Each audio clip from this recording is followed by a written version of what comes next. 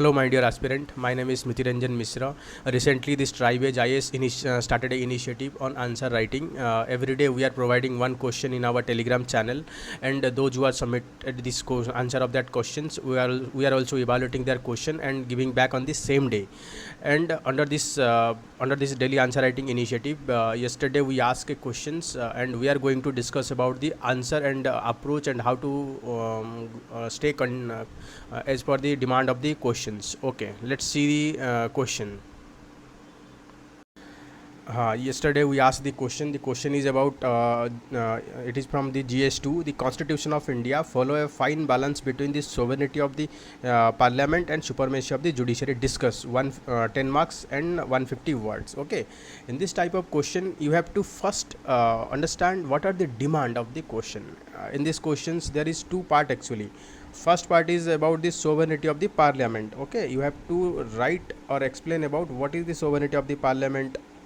Then on second part you have to write what is the supremacy of judiciary. Okay, as you know, each and every questions you have to introduce about the topic to the examiner. So in introductions that create interest in the examiner mind to read your copy. So introductions should be not more than 3 to 4 lines. It should be attractive so that examiner can engage in your copy.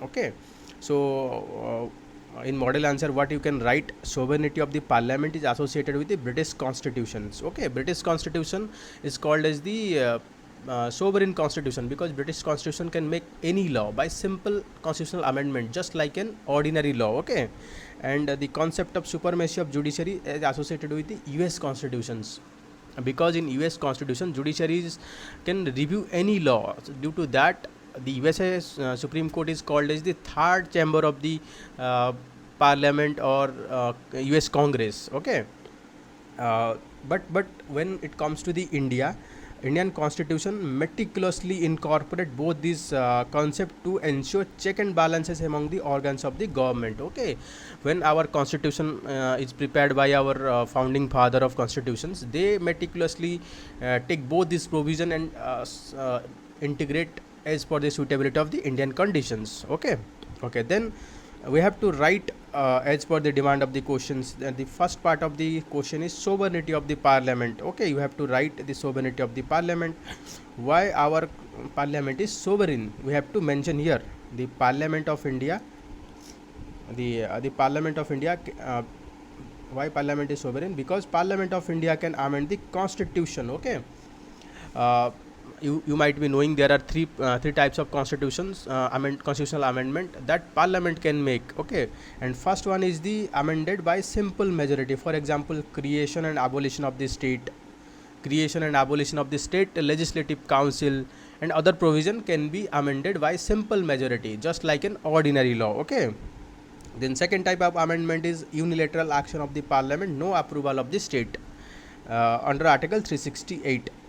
This provision can use to amend the fundamental right, DPSP, any other provisions that not deal with the federal provision. Okay, then only Parliament can initiate the constitutional amendment. Okay, but in case of USA, there is state can also initiate their constitutional amendment. But in case of India, it is only the Parliament who can initiate the constitutional amendment. Due to that reason, we can say Indian Parliament is a sovereign body. Okay. Then Parliament can make law on the union list.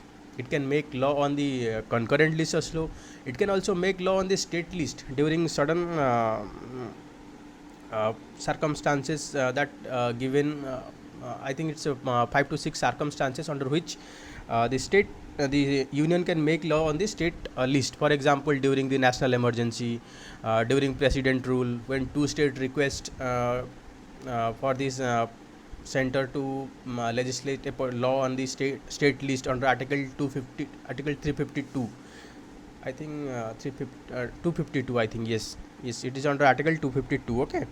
Then third point, you can write Parliament hold executive accountable. For example, no confident motion, question hour, 0 hour, okay, adjournment motion. So these are some of the tools that are available to make executive accountable. And parliamentary control over the budget is a very important point. So So parliament ultimate has the control of the public finance or parts of the country. You can also write parliament can next point is parliament can remove the president, vice president and supreme court judges, high court judges, election commission of India, comptroller auditor general of India through impeachment motion. Okay, you can write this point also. Okay, you have already completed 5 point about the sovereignty of the parliament. Okay, then we have to move next to the judicial supremacy. So the judicial supremacy already I have discussed. It is originated from the USA Constitution, which implies that judiciary has the power to review the law passed by the this US Congress. Okay, in case of India, it is the Parliament.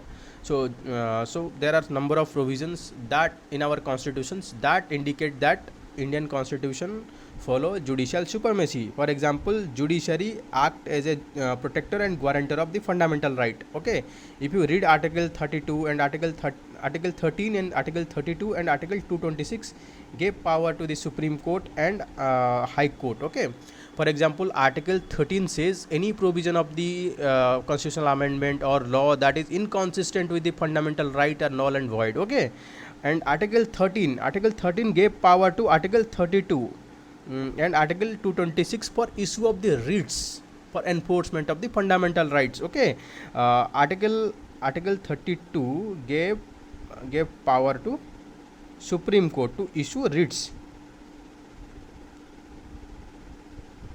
Similarly, Article 226 gave power to high courts to issue writs for enforcement of the fundamental right. Okay, then next point we can write, just let me erase it.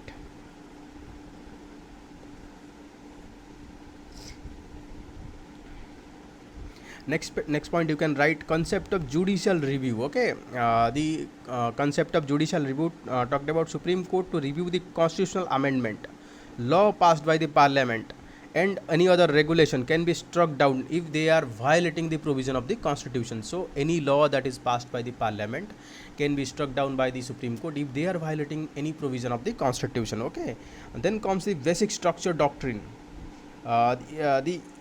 You might be knowing about the evolution of the basic structure doctrine. The Keshwanand Bharati case is one of the landmark judgment where Supreme Court says that it is the right of the Parliament. They can amend the Constitution under Article 368, but there is a restrictions that is called as basic structure of the Constitution. That means the Parliament can amend any law, any provision of the Constitution, provided it should not violate the basic structure of the Constitution.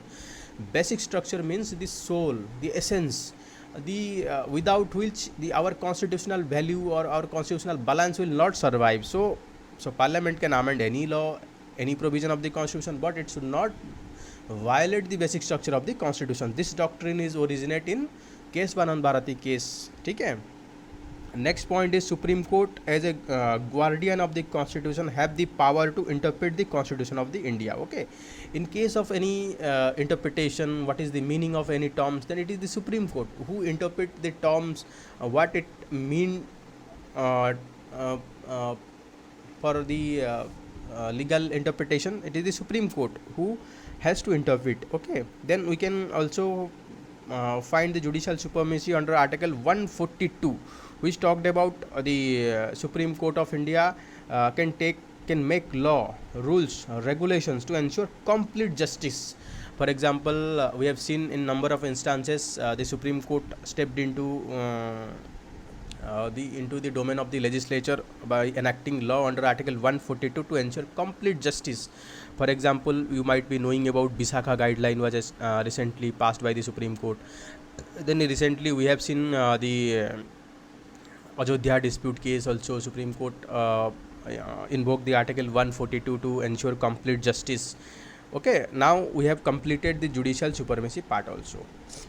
Okay, after completion of second part, we have to write conclusions. So what in model answer we have written is that hence Indian Parliament sovereignty, hence the India's Parliament is sovereign to make law on all subject except that violate the basic structure of the Constitution. Okay, that means Parliament is sovereign in area that is assigned to it except on the few matter that violate the basic structure of the constitution, parliament cannot make law. Okay, while Supreme Court uses judicial supremacy to protect and preserve the soul of the constitution. So Indian constitutions take a very fine balance between, on the one hand, giving the sovereign power to the parliament to make law, versus the judicial supremacy to protect the fundamental right, constitutional provisions, and federalism. So it is the best example of how different provision can be taken from land from the different constitution, and they are finely integrated as per the suitability of the Indian conditions. Thank you, student. For more, if you want to join our answer writings, please join our Telegram channel that is given in the description box, or also in the comment box. Please also give the comment what kind of video you want in future. We'll also make on the basis of your comment, and please like this video if you find it helpful. Also subscribe our channel. Thank you.